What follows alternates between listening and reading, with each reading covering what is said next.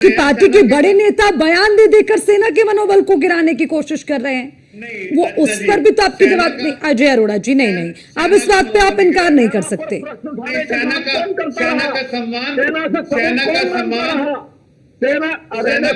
हिंदे से करते हैं और पूरा विपक्ष खड़ा है देश के साथ और बिल्कुल दिल से दिल खड़ा है। और सेना सर्वोपरि है। सेना के नाम पे कोई राजनीति नहीं करेगा। मनीष जी को चाहिए सेना के नाम पे राजनीति न करे। फिर इतनी हिम्मत कांग्रेस की कैसे हुई कि वो सेना पर प्रश्न उठाए? मुझे बताइए, कांग्रेस में सिंधु जल का जो समझौता सस्पेंड हुआ उस पर कभी कोई ट्वीट किया, कभी तारीफ की, कभी ये कहा ये ठीक हुआ? बोलिए, अधिक बोलने से गलती कर जाओगे, अधिक बोलोगे गलती कर जाओगे, अधिक बोलोगे तो गलती कर जाओगे। अजय अरोड़ा जी, बड़ी अच्छी लाइन है, बड़ी अच्छी लाइन है, बड़ी अच्छी लाइन है। ज्यादा बोलने के चक्कर में कभी कभी गलती हो जाती है। आपकी पार्टी के नेता क्या वो नहीं कर रहे हैं? लगातार बयानबाजी देने के चक्कर में नहीं समझ पा रहे हैं कि इस वक्त स्थिति नहीं है राजनीति की? यह तमाम सवाल उठाने की अजय अरोड़ा जी। अच्छा जी उत्तर दूंगा।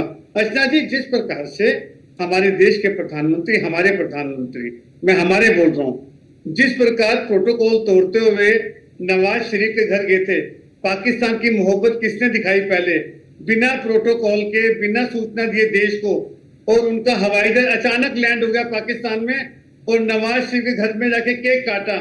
तो पाकिस्तान का जो प्रेम था कहीं ना कहीं उसको भी संभलना चाहिए। चलिए, इसका जवाब स्वामी प्रसाद देंगे, लेकिन उससे प्रमोद स्वामी जी देंगे, लेकिन उससे पहले अमित कुमार जी के पास में जाना चाहूंगी। अमित कुमार जी, विदेशी नीति की हम बात करते हैं। देखिए, आज जो हम बात कर रखे हैं कि टेरर और टॉक, टेरर और ट्रेड एक साथ नहीं चल सकते, ये एक स्पष्ट लाइन है भारत की।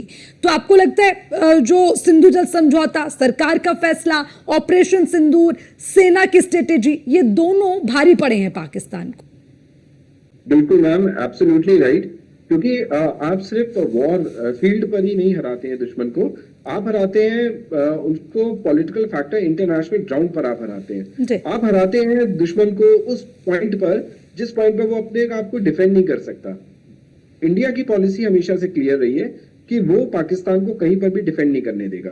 जब भी पाकिस्तान ये कोशिश करेगा कि नहीं हमने हर चीज को सेटल कर लिया है या हमारी भारत से टॉक चालू हो गई है, तो इंडिया क्लियर स्टेटमेंट दे चुका है कि टॉक टेरर के ग्राउंड पर नहीं होती। आप टेरर खत्म कर दीजिए, टॉक ऑटोमेटिक हो जाएगी। अब पाकिस्तान ना तो अपने आप को इंटरनेशनल लेवल पे डिफेंड कर पाएगा, तो क्यों नहीं डिफेंड कर पाएगा? क्योंकि उसका एक बहुत बड़ा रीजन है, जब इंडिया उस पर टॉक ही नहीं कर रहा है, जब इंडिया उसको वो ग्राउंड ही नहीं दे रहा है कि जिस ग्राउंड पर सेटलमेंट एग्रीमेंट या सेटलमेंट पॉइंट्स डिसाइड हो सके, तो कैसे हम उसको ये कह सकते हैं कि नहीं इंडिया ने कहीं ना कहीं कॉम्प्रोमाइजिंग स्टेज दिखा दी है? बिल्कुल नहीं। जितने भी ग्रुप्स है, जितने भी इंटरनेशनल पॉलिसीज है, जितने भी इंटरनेशनल प्लेटफॉर्म्स है, वहां पर इंडिया क्लियर कर चुका है पाकिस्तान के लिए कि आपकी कोई भी जगह नहीं है इंडिया के सामने डायरेक्ट फ्लो ऑफ कम्युनिकेशन के लिए। आप अपने यहाँ की चीजें सुधार लीजिए, ऑटोमेटिक रिश्ते सुधर जाएंगे। आप अपने यहाँ के टेरर को खत्म कर दीजिए, आप अपनी इकोनॉमी के बेहतर के लिए काम करिए, आप अपने यहाँ एम्प्लॉयमेंट पर काम करिए। जैसे भारत की इकोनॉमी इतनी फ्लरिश कर रही है, वैसे आप अपनी इकोनॉमी को फ्लरिश करिए।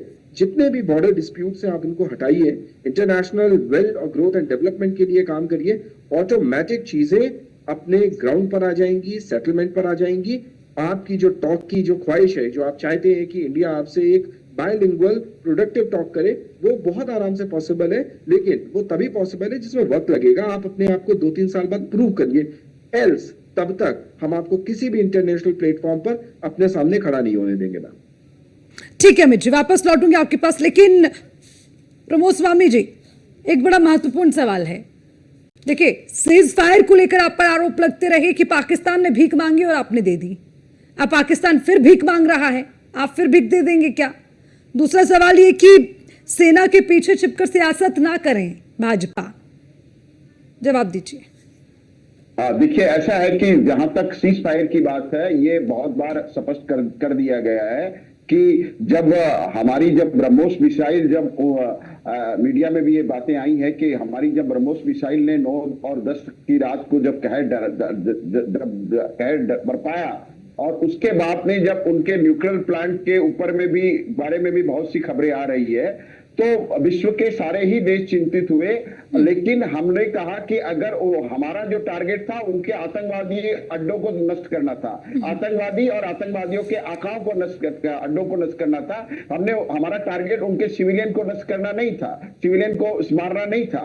तो हमारी सेना ने भी स्टेटमेंट देके किया कि हमने हमारा टारगेट जो है वो अचीव कर लिया, हमारा ऑब्जेक्टिव अचीव कर लिया। उसके बाद जब उनके डीजीएमओ ने फोन किया कि नहीं हम इसको यहाँ रोकना चाहते, तो हमने कहा कि ठीक है, हमने आतंकवादियों के ऊपर में कार्रवाई की।